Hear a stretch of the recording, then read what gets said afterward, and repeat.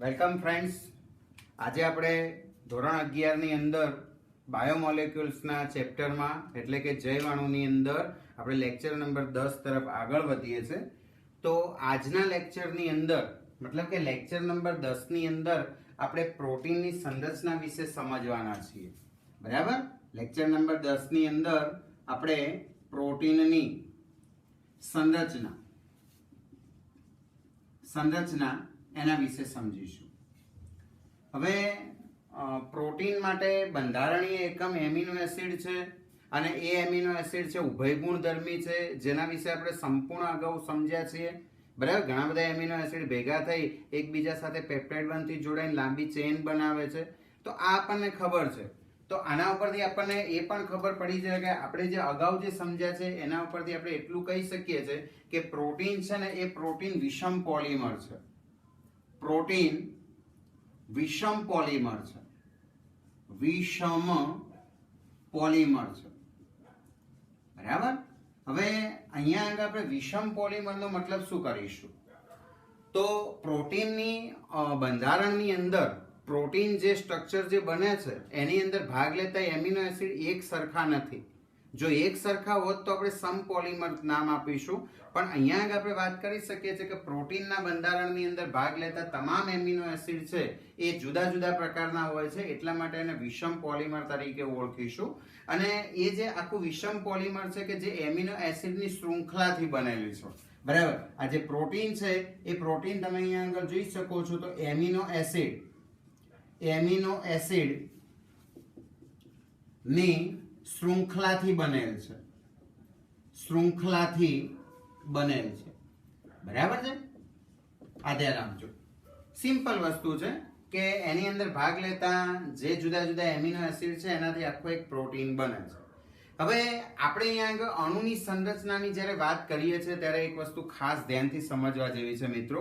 આપણે જ્યારે કોઈ બાયોમોલેક્યુલ્સ અથવા તો કોઈ પણ રાસાયણિક અણુની વાત કરતા હોઈએ ત્યારે એના જુદા જુદા સાહિત્યની અંદર એનો જુદો જુદો અર્થ લોકો કરતા હોય છે.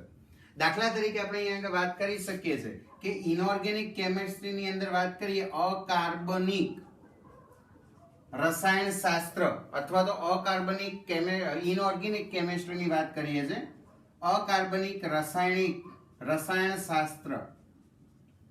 તો એની અંદર આપણે અહીંયા આગળ જ્યારે કોઈ અણુની વાત કરીએ છીએ ત્યારે એની અંદર ખાલી આપણે આણ્વિક સૂત્ર સાથેનો સંબંધ હોય છે.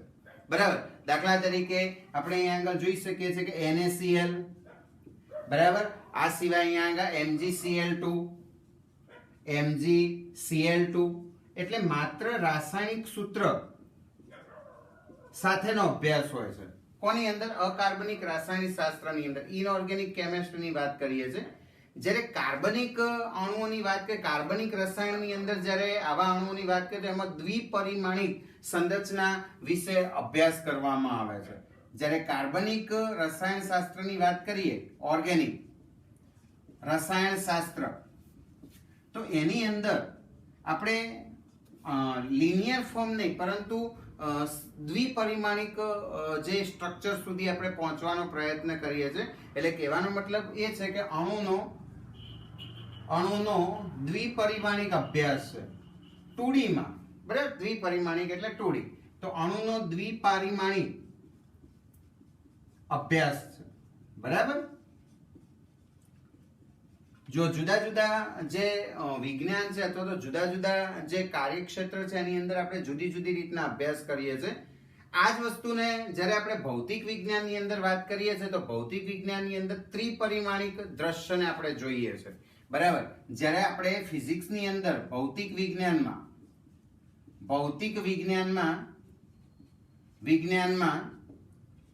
આપણે અહીંયા આગળ ત્રિપરિમાણિક દ્રશ્ય વિશેનો અભ્યાસ કરીએ છીએ. ત્રિપરિમાણિક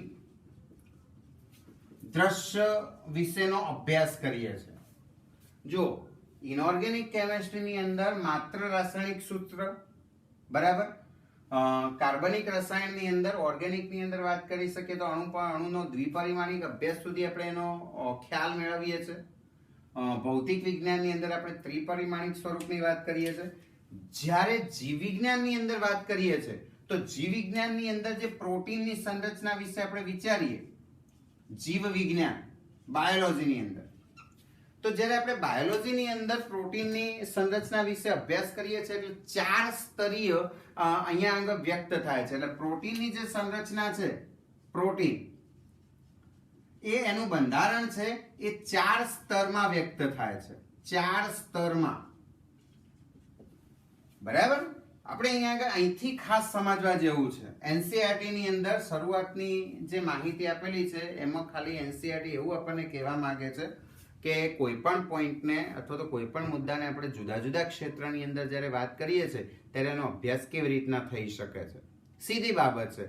તમે એક સિમ્પલ ઉદાહરણ લઈ લો કે કોઈ પણ વસ્તુ છે એને એક આર્ટ્સનો વિદ્યાર્થી જોવે અને સાયન્સનો વિદ્યાર્થી જોવે તો બંનેના નજરની અંદર ઘણો બધો ડિફરન્ટ હોય છે. આર્ટ્સ વાળા વિદ્યાર્થી છે એટલે બધા ડીપમાં નહીં જઈ શકે, પણ સાયન્સ વાળો વિદ્યાર્થી માત્ર એવા ડીપમાં જશે કે આ કેવી રીતના થશે, એની અંદર માટે જવાબદાર ઘટક કયો છે ત્યાં સુધી પહોંચવાનો પ્રયત્ન કરે છે. બરાબર. એમ જુદા જુદા ક્ષેત્રની અંદર જુદી જુદી મર્યાદા પ્રમાણે કોઈ પણ ટોપિકનો અભ્યાસ કરવામાં આવે છે. તો અહીંયા આગળ આપણે પ્રોટીનની સંરચનાની જ્યારે વાત કરતા હોઈએ છીએ, સ્ટ્રક્ચરલ બેઝિસ ઓફ પ્રોટીન, તો એ જે પ્રોટીન છે ને પ્રોટીનને 4 સ્તરમાં અહીંયા આગળ વિભાજિત કરવામાં આવે છે. જો આ એક સમજવા જેવો મુદ્દો છે, આપણે એને થોડો સિમ્પ્લિફાઈ એકદમ સરળ કરીને સમજીએ. બરાબર. જુઓ, આ ખાસ ધ્યાન આપજો. તો એના 4 સ્તર બને છે. 4 સ્તરમાં આપણે પ્રોટીન સ્ટ્રક્ચરલ બેઝ ધરાવે છે એવું આપણે કહી શકીએ છીએ. એના 4 સ્તર એટલે કયા કયા? દાખલા તરીકે પહેલી રચના બનશે પ્રાથમિક, પ્રાઇમરી. પ્રોટીનની પ્રાથમિક રચના. બીજું બનશે પ્રોટીનની દ્વિતીય સંરચના અથવા દ્વિતીય રચના. ત્રીજું બનશે પ્રોટીનની તૃતીય સંરચના. અને ફાઇનલ સ્વરૂપ આવશે પ્રોટીનનું ચતુર્થક બંધારણ, ચતુર્થક રચના. હવે આપણે અહીંયા આગળ એક સમજવાનો પ્રયત્ન કરીએ છીએ. એક સિમ્પલ ઉદાહરણ તરીકે આપણે અહીંયા આગળ જોઈએ કે દાખલા તરીકે પ્રાથમિક સ્ટ્રક્ચર કેવી રીતના નક્કી થાય પ્રોટીન. બરાબર. તો પ્રોટીનનું પ્રાથમિક સ્ટ્રક્ચરની જ્યારે આપણે વાત કરતા હોઈએ ત્યારે એની અંદર ખાસ કરીને એમિનો એસિડની સંખ્યા અને એના સ્થાનને મહત્વ આપવામાં આવે છે. બરાબર. તો એમાં પ્રોટીનમાં તેના સ્થાન વિશેની માહિતીમાં એમાં કયો પ્રથમ એમિનો એસિડ છે, કયો દ્વિતીય એમિનો એસિડ છે વગેરે એની પ્રોટીનની પ્રાથમિક સંરચના નક્કી કરે છે. દાખલા તરીકે હું તમને અહીંયા આગળ બતાવું કે ચલો આ પ્રોટીનની પ્રાથમિક સંરચનાની અંદર આ એક એમિનો એસિડ, આ બીજો એમિનો એસિડ, આ ત્રીજો એમિનો એસિડ, આ ચોથો એમિનો એસિડ, આ પાંચમો એમિનો એસિડ. તો એનો ક્રમ મહત્વનો છે કે પ્રથમ નંબરમાં કયો ગોઠવાયેલો છે. બરાબર. બીજા નંબર ઉપર કયો ગોઠવાયેલો છે, પેપ્ટાઇડ બંધથી બીજા નંબર ઉપર કયો એમિનો એસિડ ગોઠવાય છે, ત્રીજો એના સાથે કયો છે, ચોથો કયો છે, પાંચમો કયો છે, છઠ્ઠો કયો છે. તો આ જે સ્ટ્રક્ચર બને છે, બરાબર, આ એક સ્ટ્રક્ચર જે બને છે એને આપણે પ્રોટીનનું પ્રાથમિક સ્વરૂપ નામ આપી શકીએ છીએ, પ્રાથમિક રચના. એટલે એક કલ્પના કરો કે દાખલા તરીકે પ્રોટીન છે એ પ્રોટીન અહીંયા આગળ એક તમે અહીંયા આગળ જોઈ શકો છો કે જનરલી પ્રોટીનની અંદર એક આખી થ્રેડ લાઈક દોરી જેવી સંરચના છે. બરાબર. તો આની અંદર જ્યારે આપણે અહીંયા આગળ વાત કરતા હોઈએ છીએ ત્યારે એમાં કલ્પના કરો કે પ્રોટીન છે એ પ્રોટીન એક અહીંયા આગળ રેખા સ્વરૂપે છે. ચલો આપણે અહીંયા આગળ બતાવીએ કે આ થઈ ગયું એક પ્રોટીન. બરાબર. આ એક રેખા સ્વરૂપે આપણે અહીંયા આગળ પ્રોટીન બતાવેલું છે. ચલો આ રીતના. બરાબર. સિમ્પલ આપણે અહીંયા આગળ બતાવીએ છીએ. આ તમને એક પ્રોટીન બતાવેલું છે. બરાબર. આપણે અહીંયા આગળ જોઈ શકીએ છીએ કે એની અંદર જે આ બાજુ અહીંયા આગળ આપણે એક એમિનો એસિડ બતાવ્યા. ચલો આ મેં એમિનો એસિડ બતાવેલા છે. બરાબર છે. એમિનો એસિડ જુઓ કયા નંબરનો છે, કયા ક્રમમાં ગોઠવાયેલો છે, કેટલા છે, એ બધું પ્રોટીનનું પ્રાથમિક સંરચના ઉપર ડિપેન્ડેન્ટ છે. હવે આની અંદર જે પ્રોટીન જે અહીંયા આગળ બે છેડાઓ આપણે સમજવા પડે કે પ્રથમ જે એમિનો એસિડ છે તેનો આ બાજુનો જે છેડો છે એને આપણે એન ટર્મિનલ કહીશું, એન છેડો. બરાબર. અને આ બાજુ આપણે અહીંયા આગળ જે બતાવી શકીએ છીએ કે જ્યારે અંતિમ છે એ છેડાને આપણે સી ટર્મિનલ નામ આપીશું, સી છેડો.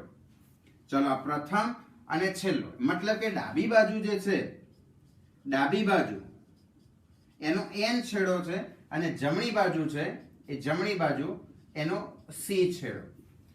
હવે ઘણા વિદ્યાર્થીઓ અહીંયા આગળ N ટર્મિનલ અને C ટર્મિનલ નહીં સમજી શકે.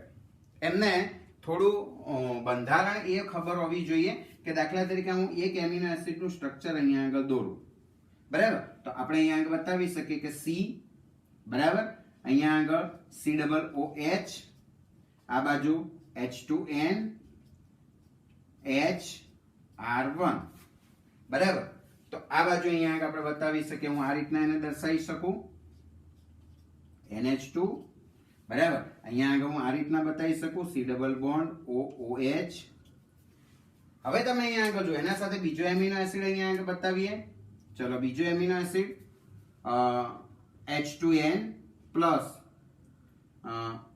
H2N CH R2 C double bond OOH.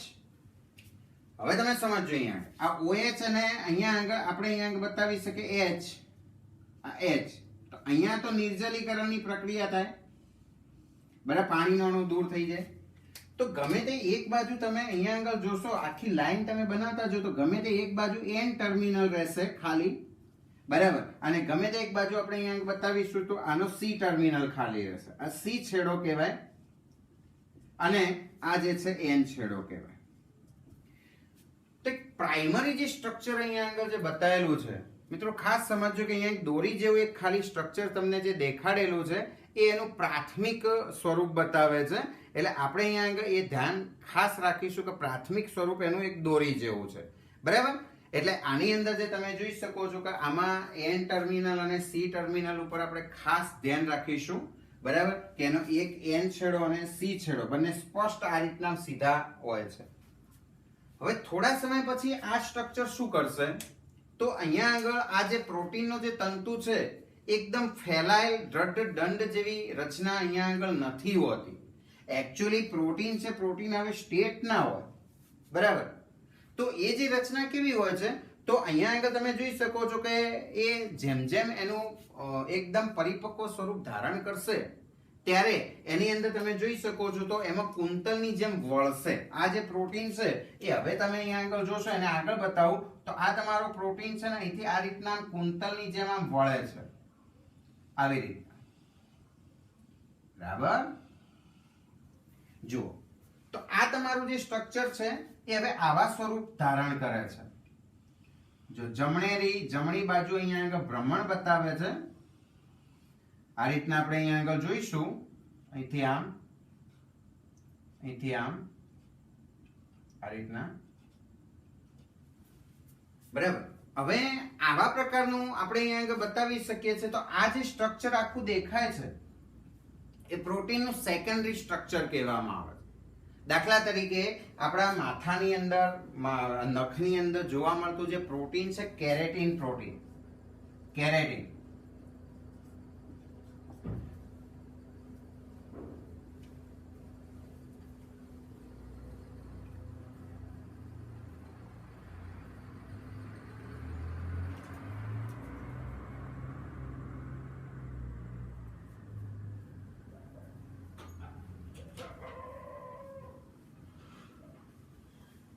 હા, ચલો મિત્રો આગળ વધીએ.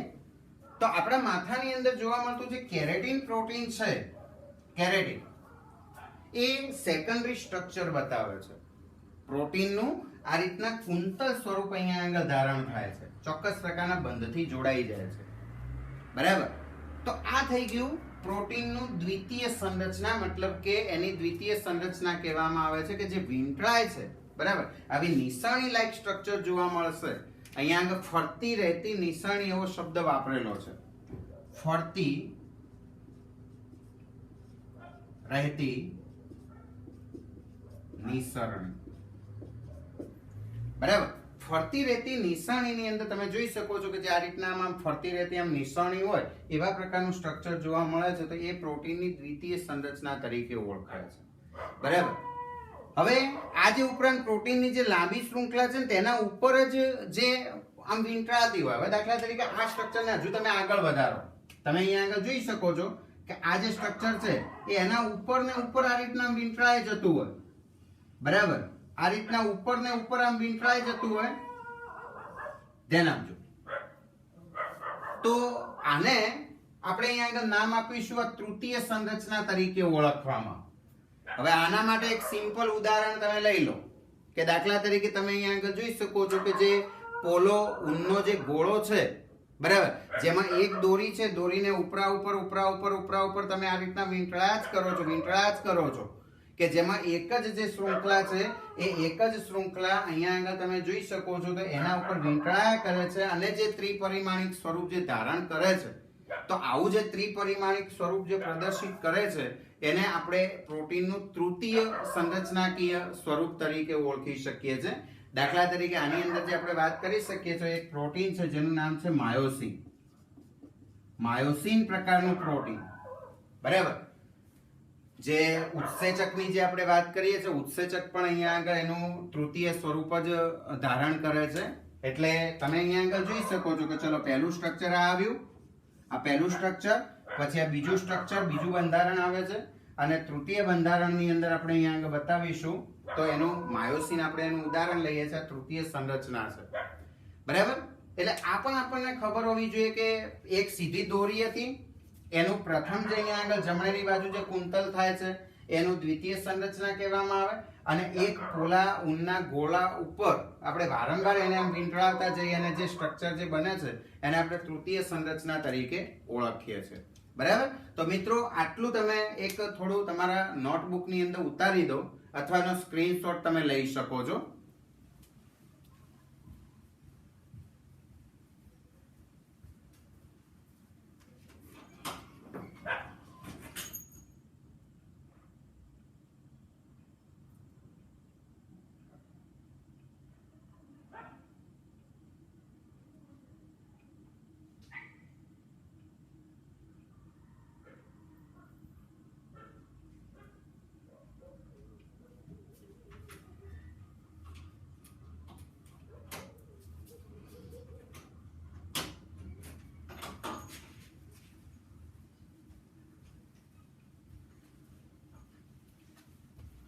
ચલો, આટલા સુધી હવે તમને કોઈ કન્ફ્યુઝન હશે નહીં, બરાબર. બહુ સ્પષ્ટ વસ્તુ દેખાય છે આપણને કે ભાઈ પહેલા પ્રાથમિક સ્ટ્રક્ચર બન્યું, દ્વિતીય સંરચના બની, તૃતીય સંરચના બની. હવે ચતુર્થકની અંદર વાત કરી શકીએ છીએ તો એમાં કેટલાક સ્પેસિફાઈડ પ્રોટીન હોય છે, બરાબર. તમે અહીંયા આગળ ખાસ ધ્યાન આપજો કે જે દ્વિતીય સંરચના છે, દ્વિતીય સંરચના કાં તો તંતુમય બી બની શકે છે તો પટ્ટી સ્વરૂપની બી બની શકે છે, બરાબર.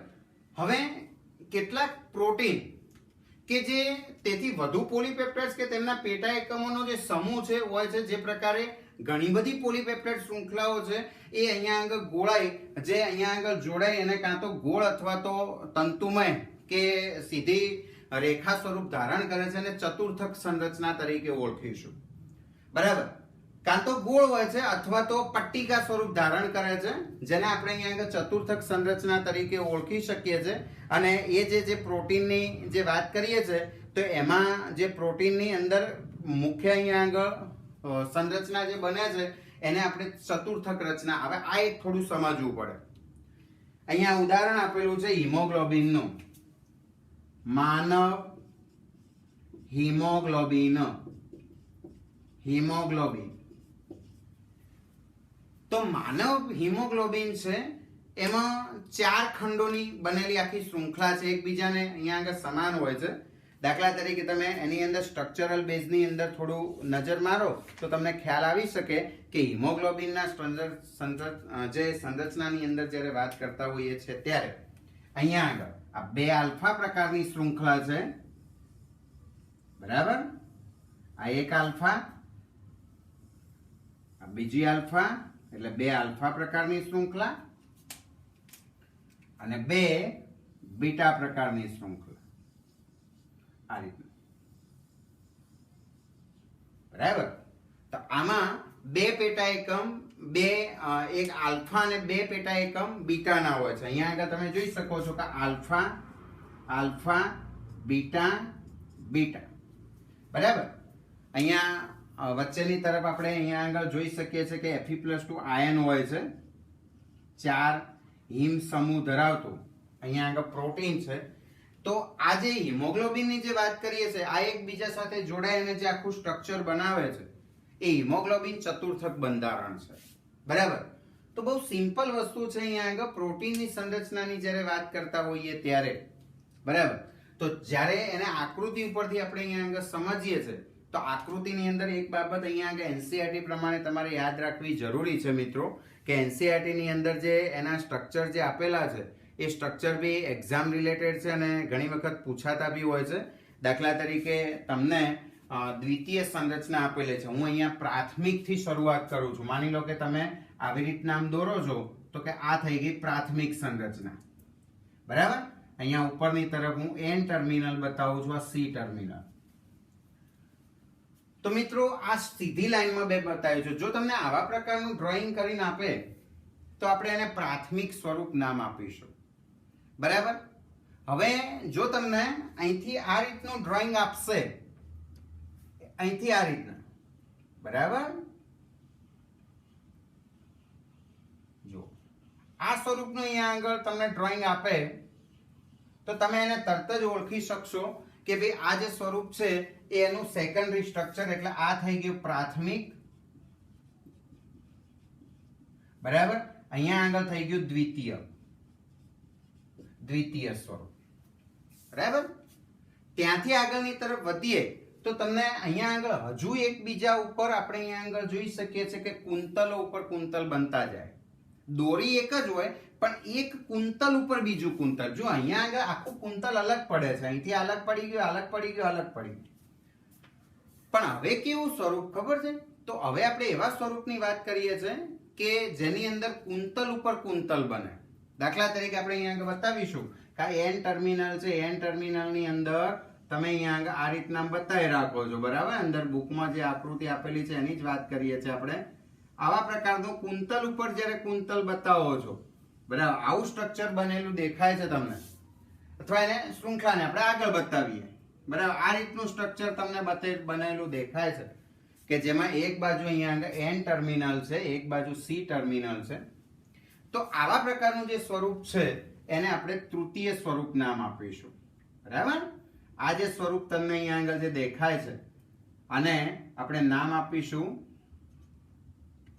બરાબર, જો આ જે સ્વરૂપ અહીંયા આગળ જે તમને દેખાઈ રહ્યું છે એને આપણે તૃતીય સ્વરૂપ તરીકે ઓળખી શકીએ. તૃતીય સ્વરૂપ. અને જ્યારે બે કરતા વધારે પોલીપેપ્ટાઇડ શૃંખલાઓ આ પ્રોટીનની રચનાની અંદર ભાગ લેતી હોય છે ત્યારે ચતુર્થક બંધારણ બનતું હોય છે. એટલે તમે જેને પ્રોટીન માનો છો એ પ્રોટીન એકચ્યુઅલી 4 સ્તરમાં વર્ણવી શકાય છે. એના જે ફાઇનલ એનું સ્વરૂપ ધારણ કરે છે એ વખતે આપણે અહીંયા બતાવી શકીએ છીએ કે 4 સ્તર પડે છે: પ્રાથમિક, દ્વિતીય, તૃતીય અને ચતુર્થ. બરાબર. તો પ્રોટીનની અંદર આપણે લગભગ પ્રોટીનને સમાવિષ્ટ તમામ મુદ્દા આપણે અહીંયા આગળ પૂરા કર્યા છે. થોડી ટૂંકમાં આપણે એનું એકદમ ફાસ્ટ રિવિઝન જોઈ લઈએ તો આપણને એટલી ખબર હોવી જોઈએ કે પ્રોટીન છે વિષમ પોલિમર છે. પ્રોટીનના બંધારણીય એકમ તરીકે એમિનો એસિડ લઈશું. એમિનો એસિડની અંદર એક બાજુ એમિનો સમૂહ છે, એક બાજુ કાર્બોક્સિલ સમૂહ છે. એમિનો સમૂહ છે બેઝિક છે, કાર્બોક્સિલ સમૂહ એસિડિક છે. એટલા માટે ગુણધર્મની દ્રષ્ટિએ જો આપણે પ્રોટીનની વાત કરીએ તો પ્રોટીનનો બંધારણીય એકમ ઉભય ગુણધર્મી છે, તો પ્રોટીન પણ ઉભય ગુણધર્મી થયો. બરાબર. પ્રોટીન આપણા શરીરની અંદર ક્યાં ક્યાં ઉપયોગી છે એ પણ આપણે અગાઉ સમજ્યા છીએ. પ્રોટીન પોતે ઉત્સેચક તરીકે બી વર્તે છે, પ્રોટીન એન્ટીબોડી તરીકે બી વર્તે છે, કેટલાક પ્રોટીન છે વાહક અણુ તરીકે બી કામ કરે છે. આ ઘણા બધા પ્રોટીન હોર્મોન્સ તરીકે બી ઓળખાય છે. આવા ઘણા બધા કાર્ય સાથે આપણું પ્રોટીન સંકળાયેલું છે. બરાબર. 2 એમિનો એસિડના એકમો એકબીજા સાથે પેપ્ટાઇડ બંધથી જોડાય છે એ પણ આપણને ખબર છે. બરાબર. જ્યારે 10 એમિનો એસિડ જોડાયા હોય અને એમના વચ્ચે પેપ્ટાઇડ બંધની સંખ્યા જો તમને પૂછાય કે ભાઈ કેટલી, તો 10 વચ્ચે 10 - 1 કરીશું એટલે ત્યાં 9 પેપ્ટાઇડ બંધ આવે. બરાબર. તો આ આપણને ખ્યાલ હોવો જોઈએ. તમને અંદરની તરફ જે જોઈ શકો છો કે જે આકૃતિ બતાવેલી છે એ આકૃતિની અંદર બી એ લગભગ સમજવા માટે છે. તમને સ્પષ્ટ ખ્યાલ આવે એવા પ્રકારની સંરચના અહીંયા આગળની તરફ બતાવેલી છે. બુકની અંદર બી તમે જોશો તો બી તમને સ્પષ્ટ અહીંયા આગળ ખ્યાલ આવી જશે. તો એમાં એક તમને આખો એક કુંતલ બતાવેલો છે અને એ જે કુંતલની જ્યારે આપણે વાત કરતા હોઈએ ત્યારે બરાબર તમે જોજો એની અંદર એનસીઈઆરટીની બુકની અંદર જ હું તમને સમજાવું છું કે ભાઈ એક તમને આખો કુંતલ બતાવેલો છે. આ રીતના તમે અહીંયા આગળ જોશો, જો ધ્યાન આપજો.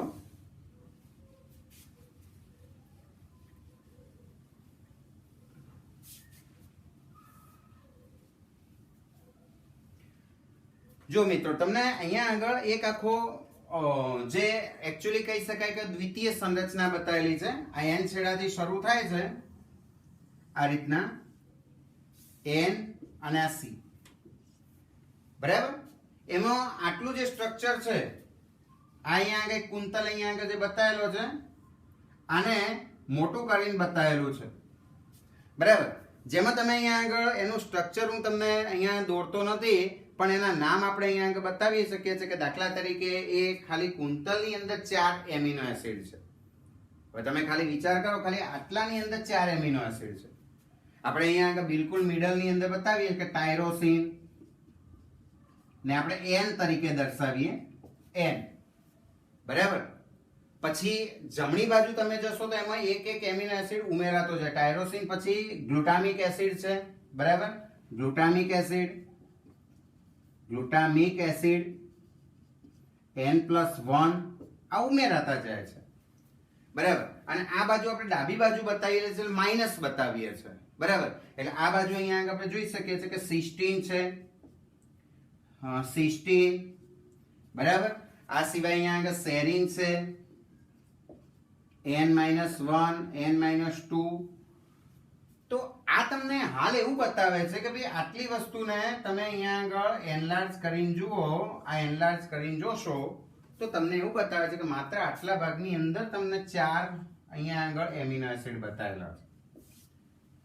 એટલે બહુ સ્પષ્ટ થઈ ગયું કે પ્રોટીન પોતાની સંરચનાની અંદર એમિનો એસિડના જોડાણથી બને છે અને એ એમિનો એસિડ જો એક સરખા નથી, બરાબર, તો આની અંદર જે આપણે અહીંયા બતાવી શકીએ છીએ વિષમ પોલિમર છે, પોલિમર છે, બરાબર.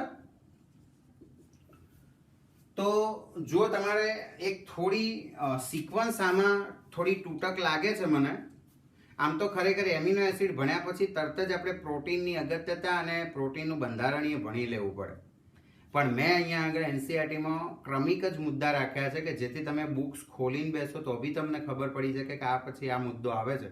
પણ પ્રોટીનનો જે એમિનો એસિડ છે એ નાના અણુમાં આવશે, બરાબર. માઇક્રોમોલેક્યુલ કહેવાય અને પ્રોટીન છે મેક્રોમોલેક્યુલ કહેવાય. એટલે પહેલા આપણે માઇક્રોમોલેક્યુલ તરીકે એમિનો એસિડ ભણ્યા અને મેક્રોમોલેક્યુલ તરીકે આપણે પ્રોટીન ભણીએ. હવે જુદા જુદા પ્રકારના પોલિમરને જોડતા જે મોનોમર છે, મોનોમર વચ્ચે કયા કયા બંધ આવેલા છે જેને આપણે નેક્સ્ટ લેક્ચરની અંદર સમજીશું. થેન્ક યુ, આભાર.